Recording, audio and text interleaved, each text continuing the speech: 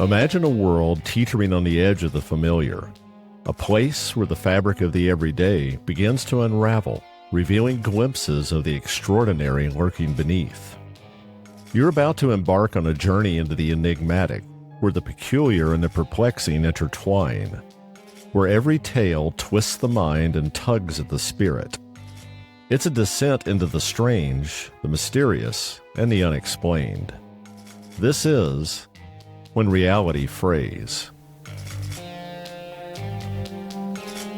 New episodes are published every Monday and Thursday, and When Reality Frays is available everywhere fine podcasts are found. Before we move on, please hit that follow or subscribe button and turn on all reminders so you're alerted when new episodes are released. Today's episode contains two stories. First up is The Tunnel Dwellers, a tale about a reporter who dared to venture into New York's abandoned subway tunnels and found that urban legends exist for a reason. And second is The Voynich Manuscript, a story about a mysterious document that certain governments will kill for to obtain its secrets. Now, let's get to the stories. Tricia Jefferson, a journalist with a hunger for truth, descends into the labyrinthine depths of New York City's subway system. She seeks a story, a flicker of the extraordinary and the mundane. But in the forgotten tunnels beneath our feet, where light falters and reality bends, Tricia will find not just a story, but a truth that does not belong to our world. This is the story of the Tunnel Dwellers. Tricia Jefferson had always been a seeker, chasing the faint threads of the amazing that wove through the mundane. It was autumn and New York City was a paradox of glittering ambition and gritty decay, its streets alive with the clamor of taxis and street vendors. Beneath the surface, in the shadowed veins of the subway system, a different pulse beat, one that whispered of mysteries older than the city itself. Transit workers, their faces etched with the weariness of endless night shifts, spoke in low, reluctant tones of a humanoid figure haunting the tunnels. A creature too tall and too pale, its movements fluid yet unnatural, its eyes glowing like embers in the dark. The stories were fragmented, dismissed as the imaginings of men dulled by monotony. But to Tricia, a freelance journalist scraping by on crumbs from a failing website called The City Pulse, they were a beacon. She was 32, her career stalled in a mire of puff pieces, her ambition burning brighter than her dwindled savings. This was her chance to write something that mattered, something that could etch her name into the city's lore. Tricia prepared with the precision of a cartographer charting unclaimed territory. Her tools were modest: a spiral-bound notebook, a 5-year-old iPhone with a temperamental camera, a flashlight that flickered when shaken, and a creased map of the subway's decommissioned lines obtained through a bribe of cheap whiskey to an MTA janitor. She studied the rumors, piecing together accounts from late-night diners and union halls. The figure was seen most often in the abandoned tunnels of the IRT line near the 18th Street station, a relic of the city's early subway days. Some said it was a ghost, others a squatter gone mad. But a few, those with the most haunted eyes, hinted at something not of this world. At 2:30 in the morning, when the city's pulse slowed to a drowsy hum, Tricia slipped through a rusted gate at the edge of the 18th Street platform. The air was sour with the tang of mildew and oil. Her boots crunched on loose gravel, the sound swallowed by the cavernous dark. The platform was a ghost town, its once gleaming tiles cracked and smeared with decades of neglect, its pillars scarred with the faded tags of graffiti artists who had long since vanished into the city's churn. She descended a maintenance ladder, its rungs cold and slick under her palms, her flashlight carving a flickering beam through the blackness. The tunnel stretched ahead, a concrete artery lined with pipes that dripped rhythmically like the ticking of an unseen clock.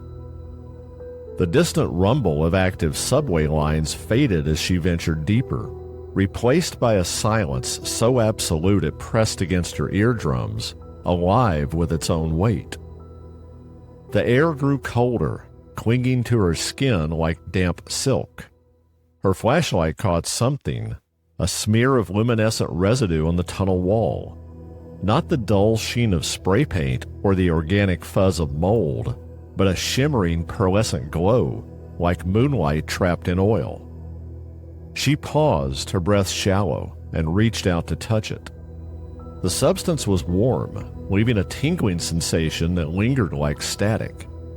It wasn't random. The trail snaked along the wall, irregular but purposeful, leading her deeper into the maze. Her notebook remained in her jacket pocket, her instinct to document overridden by a growing unease that coiled in her gut. The tunnel seemed to narrow, the walls closing in, though she couldn't tell if it was real or a trick of her fraying nerves. The trail ended at a jagged fissure in the concrete wall, barely wide enough for her to squeeze through. Her jacket snagged on the rough edge, tearing a small rip as she pushed through, her shoulders scraping against the damp stone. Beyond was a chamber, vast and uncharted, its ceiling swallowed by a darkness her flashlight couldn't touch. The air here was heavy, the scent of age and ruin sticking in her throat. Her light swept across the walls, revealing carvings, shapes that seemed to writhe under scrutiny, as if resisting comprehension. They weren't the work of vandals, they were too precise, seemingly etched with a purpose. At the chamber's heart lay a pool of liquid, its surface unnaturally still. It took a moment for her to realize it wasn't reflecting her flashlight's beam, rather swallowed every photon that came its way. A deep thrum rumbled through the chamber, a sound she swore she could feel in her bones. Faint ripples spread across the pool, then the thrum vanished, the liquid immediately going still. From the far side of the pool came a new sound, a skittering noise that immediately conjured images in her mind of giant subterranean spiders scurrying about in search of prey. Her breath came shallow, and she involuntarily took a step back. With a trembling hand, she aimed the flashlight at the location of the noise, but the darkness was impenetrable, and the quacking, clicking sound intensified in seeming response. Tricia couldn't draw a breath, her knees threatening to buckle and her bowels moments away from turning to water. Heart pounding, she wanted to run, but her body refused to cooperate. Something moved beneath the surface of the pool, something large enough to create a wake. Then it emerged. A figure silently climbed from the liquid, rising to an impossible height. Its frame was skeletal yet elongated, its limbs bending with too many joints. Its skin was translucent, a sickly sheen revealing a network of veins glowing faintly blue, like bioluminescent threads woven beneath glass. Its head was hairless and smooth, and its eyes were large, burning with a soft amber light that locked onto Tricia with an intensity that felt like a physical weight. Tricia shook from a visceral fear that was as primal as anything she had ever experienced. Her DNA recognized the danger of an ancient predator, even as her mind struggled to comprehend the creature. Then the clicking sound grew louder, and she glimpsed movement around the creature's feet. Beasts of nightmare fuel. They were the size of a medium dog, and their skin gleamed like a spider's exoskeleton, so black they were invisible except when close to the faint glow the tall creature emanated. With 6 articulated legs, they moved with a frightening speed. For Tricia, panic surged, raw and primal. She stumbled back, turned and ran, the quacking of the beasts following her. Without slowing, she threw herself at the crack she had squeezed through earlier, Her clothing was shredded and skin was scraped raw against jagged concrete. Behind, the clicking sound of the beast swelled as they pursued. Tricia screamed in terror and fought her way through the narrow opening. Her mind imagined the sensation of the beasts locking onto her with their legs, and she fought harder until she popped free on the far side. Tricia ran like she never had, but the tunnel seemed to stretch endlessly, the walls narrowing. The flashlight flickered on and off in sync with her pounding feet. Her lungs burned, her heart pounded, but she ran with no destination other than somewhere far away from the creature and the beasts. The click-clack of their feet chased her, steadily drawing closer.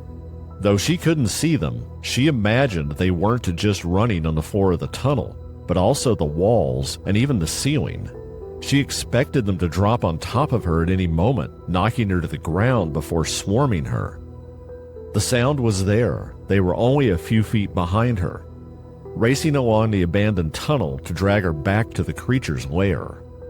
She screamed in response to the screech of a subway train from above. She had reached the ladder, leaping onto the rungs, and climbed. Before she emerged onto a subway platform, she risked a glance back down the tunnel, expecting to see an overwhelming tide of beasts. But there was nothing but darkness. The subway train above moved on, and quiet fell again.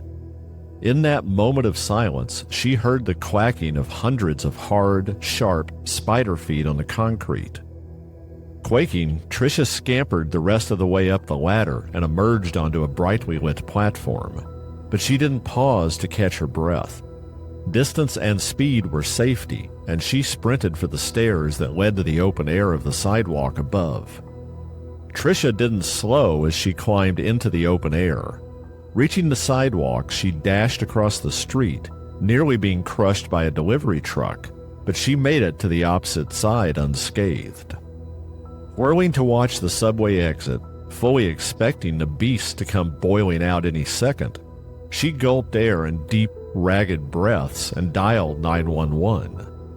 She tried to shout into the phone when the emergency operator answered, but between her state of terror and the longest sprint of her life, she was unable to form a coherent sentence. The NYPD responded to her call, the officer's eyes glazing over once they calmed her enough to tell them why she had called. They were ready to dismiss her claims as induced by drugs or alcohol, but her story clicked with one of the officers, and he decided it wouldn't hurt to take a look.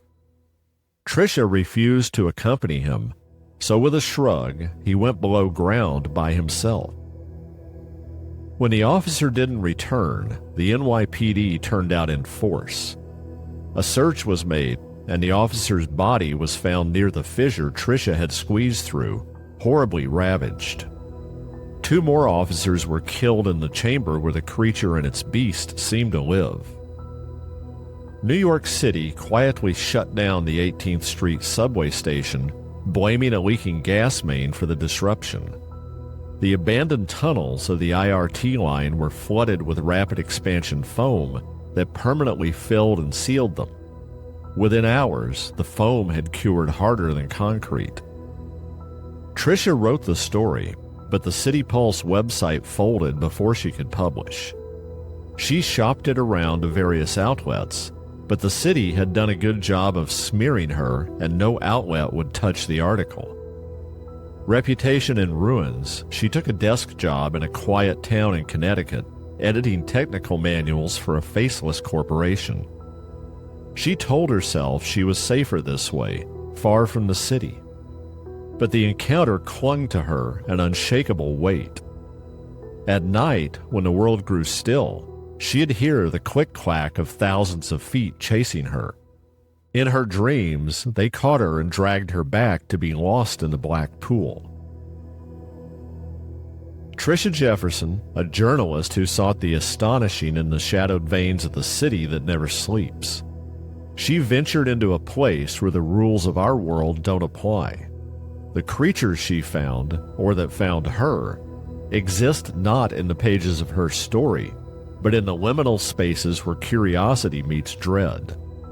A reminder, perhaps, that some truths are not meant to be uncovered, for they belong to the realms beyond our own. Tricia Jefferson now lives quietly, far from the tunnels, but the echoes of that night pursue her still, a relentless rhythm in the dark. If you're enjoying the stories, please support the podcast by buying me a coffee. The link is in the episode show notes, and I would greatly appreciate your support. Now, on to today's second story, which is the Voynich Manuscript. In the sterile, claustrophobic vault of Yale University's rare book library, Evelyn Marlowe stood before the Voynich Manuscript, its ancient vellum radiating a silent menace that seemed to hum through the air. It was October 2023, and the manuscript, a medieval enigma of cryptic script and unsettling illustrations, had defied the world's sharpest minds for centuries. Its pages, scrawled with an unreadable language and adorned with alien planets, uncharted star maps, and figures submerged in glowing unnatural pools, mocked every attempt at decryption. Evelyn, a 34-year-old linguist with a hard-earned reputation for unraveling lost dialects, had staked everything on this moment: her career, her savings, and her sanity. Years of scraping by on adjunct teaching and freelance translations had led her here, to a vault that felt more like a tomb. Yale had granted her access after months of relentless petitions, but the air was thick with unspoken warnings. Scholars who had probed the manuscript's secrets had vanished, their research burned and their names erased. Evelyn dismissed the tales as academic folklore, but as she stood alone, the vault's silence pressed against her. Her hands, sheathed in cotton gloves, moved gracefully as she arranged her tools on a steel table. A notebook dense with linguistic theorems, its pages dog-eared and smudged from years of obsession. A digital recorder, a digital camera smuggled past the library's security in a hollowed-out book, and a pen light, its batteries taped in place. The vault's overhead lights cast a harsh, clinical light. The manuscript lay open, its pages brittle, exhaling a faint, acrid scent. The script was a labyrinth of flowing glyphs defying every known alphabet, while the illustration, plants with roots like coiled serpents, celestial charts mapping no earthly sky, women bathing in pools that shimmered with an unnatural green, seemed to pulse with life that made her skin crawl. Evelyn's pulse hammered, her breath shallow, each inhale tasting of the vault's sterile chill. She had spent years chasing this enigma. Her apartment was a chaos of facsimiles, and her dreams were haunted by spiraling glyphs and faceless watchers lurking just beyond sight. The lights flickered, a brief stutter that plunged the vault into darkness, snapping her nerves taut as piano wire. Her recorder's red light blinked steadily, capturing the faint hiss of the ventilation system, but a low hum, almost imperceptible, seemed to rise from the manuscript itself. Her notes, meticulously stacked, shifted slightly, their edges curling as if brushed by damp, invisible fingers. But the steel door remained sealed, the room a fortress protected by bolts and tumblers. She had heard the warnings. A cryptographer found dead in a locked room, his notes reduced to ash. A historian who vanished after claiming a breakthrough, his family silenced with hush money. Whispers of government agents tailing Voynich researchers, their motives buried in classified files so heavily redacted they were useless. Evelyn had scoffed at a colleague's grainy photos of a man in a dark suit watching from a car outside a library, but now, alone, the stories came back, their edges sharpened by the vault's suffocating weight. She turned a page, the vellum crackling like brittle bones, each sound unnaturally loud in the silence. The illustrations grew stranger as she progressed, a diagram of concentric circles, radiating lines like a shattered star, and surrounded by glyphs that seemed to writhe under the light. Her head throbbed, a dull ache spiking into a needle of pain behind her eyes. She reached for her camera, fingers slick with sweat, but a sharp click, deliberate, metallic like the cocking of a pistol, echoed throughout the vault. Her breath caught and she whirled about, but she was alone. She gripped the table's edge, her knuckles whitening, her heart a frantic drum against her ribs. The manuscript was her target, but couldn't shake the sensation that she was being watched. Another page turned, unprompted, the vellum flipping with a slow, deliberate precision that made her stomach lurch. It stopped on a drawing of a humanoid figure, its limbs somehow unnatural, and its face a blank void surrounded by script that shimmered like wet ink. The pain in her head surged, her vision dimming as the glyphs seemed to lift, swirling into the air like ash caught in a draft, forming patterns that whispered truths she wasn't meant to know. She glanced at the recorder, freezing when she saw the small display. A waveform bounced, indicating something was being recorded, but she was alone and wasn't making any noise. Evelyn checked the small machine, shocked to hear what seemed to be garbled speech, but it was unintelligible other than a single word: neutralize. Her mind flashed to the rumors, classified projects tied to the manuscript, agencies guarding secrets too dangerous to surface. She had seen the evidence, a colleague's office ransacked and cryptic memos stamped with a Pentagon seal, and a man in a dark suit watching her from a car outside her apartment 2 nights ago. She had dismissed it as paranoia, but the vault suddenly felt like a cage. Footsteps sounded, heavy and deliberate, circling the vault's perimeter. The lights flickered again, longer, plunging the room into a darkness that felt pregnant with danger. It pressed against her skin like a cold hand. When the lights came back, a shadow loomed on the wall, angular and still. She spun, heart slamming against her ribs, but she was still alone, and the shadow was gone when she turned back. Panting from fright, she looked at the manuscript. It lay open, the glyphs seeming to glow, mocking her with their defiance. Then the footsteps returned, in the corridor beyond, relentless, like hunters closing a noose. A faint hum, not the ventilation but something mechanical and precise, rose from the walls. The door's lock clicked, a sound like a guillotine falling. Evelyn lunged for it, her gloves tearing as she clawed at the handle, her nails splintering against the unyielding steel.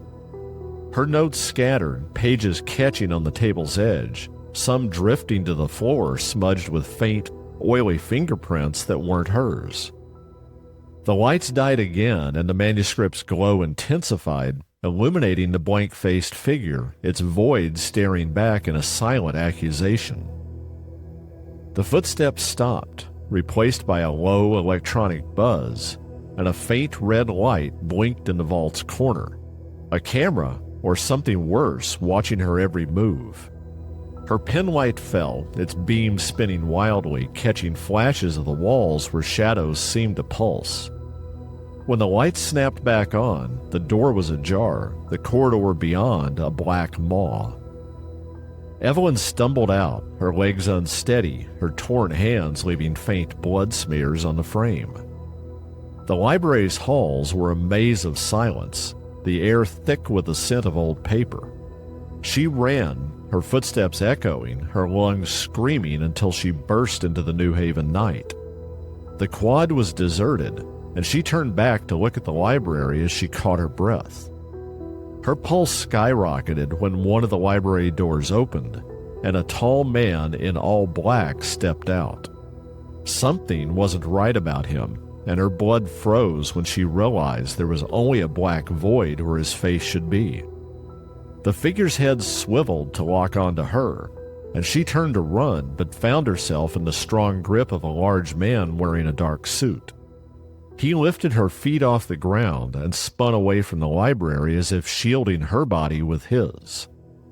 She struggled, but his grip was iron and he was impervious to her attempts to break free. From behind came the sound of 3 hard thumps, like nothing she had ever heard before.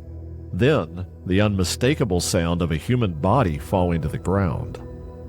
The man set her on her feet, releasing his hold and stepping back. "Go home," he said, his words shocking her into silence. It was a trick. Backpedaling away from him, she caught movement on the library steps with the corner of her eye and turned to look. Another man, also wearing a dark suit, was just concealing what seemed to be a pistol beneath his jacket, only there was a weird, long tube extending from the muzzle.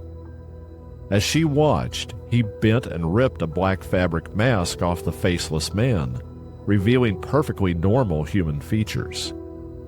The man who had shielded her reached out and grasped her arm, gently turning her away from the scene. "Go home now," he said, his eyes boring into hers. Evelyn didn't hesitate another moment. Breaking into a sprint, she raced across the quad and didn't stop until she reached her apartment. Blasting through the front door, she slammed it behind her, shot the deadbolt home, and frantically wedged a kitchen chair beneath the knob.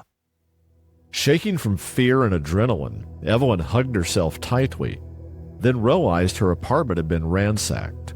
The contents of every drawer and cabinet had been dumped on the floor. Couch cushions were torn open and searched. The closet had been emptied, her clothes shredded and in a pile on the bedroom floor. There were also multiple holes in her walls, as if whoever had done this suspected she had hidden something behind the drywall. With a gasp of realization, Evelyn rushed to a small desk in the corner of the dining room. Its drawers were in a pile, the surface swept clean, and her laptop, along with reams of research on the Voynich Manuscript, was gone. Understanding she would likely be dead if not for the mysterious men who had protected her outside the Yale Library, Evelyn fled to a small coastal town, taking a clerical job sorting invoices in a windowless office. 2 months later, a small package with no return address arrived. Inside, a small USB drive with no explanation of what it might contain. Several days passed before she convinced herself to look at whatever was on the drive. When she inserted it into her computer, 2 folders, simply identified by the numerals 1 and 2, opened. Folder 1 was a shaky video that she realized was from a body cam.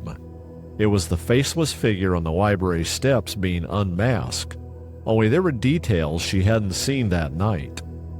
The man was armed with a pistol and a large hunting knife, and in a pocket was a printed photo of Evelyn. The message was clear. He'd been there to kill her. 30 seconds after she played the video, folder number 1 self-deleted, and there was nothing she could do to restore it. With a trembling hand, she opened folder 2, her breath catching.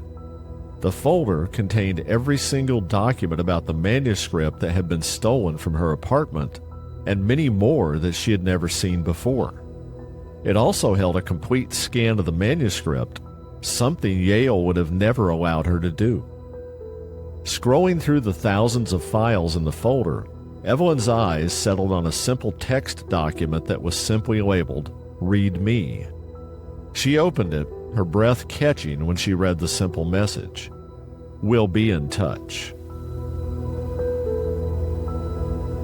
The stories presented are inspired by true events. Names and locations may have been changed for privacy reasons. New episodes of When Reality Frays are uploaded every Monday and Thursday. If you're enjoying the journey into the strange, the mysterious, and the unexplained, be sure to press that follow or subscribe button and turn on all reminders so you're alerted whenever an episode drops. Until next time, thank you for listening to When Reality Frays.